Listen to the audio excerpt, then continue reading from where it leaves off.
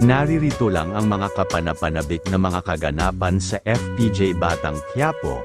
Napakatindi ng bakbakan na ang kasalukuyang nagaganap dahil sa kagagawa ni Patsy Ko matapos na makatakas nila Divina sa mga Mambaco Ortel ay makikita na nila na tumatakas si Amanda kaya hahabulin nila ito.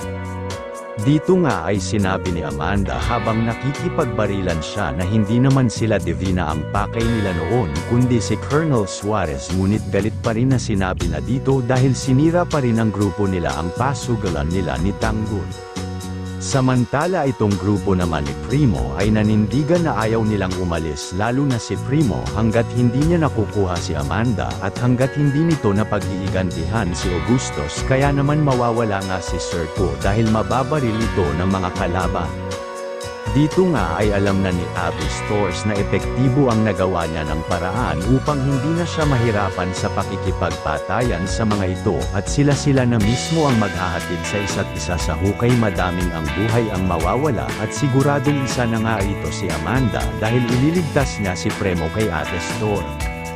Ngunit sa panahon nga kayang ito ay tulungan na sila ni Tanggolan. Abangan ang mga susunod na magaganap sa mga susunod pang episode upang patuloy na tumutok sa mga bagong kaganapan sa FPJ Batang Quiapo. Ay panatilihing nakasubscribe sa aking YouTube channel upang palaging maging updated kayo sa Batang Quiapo.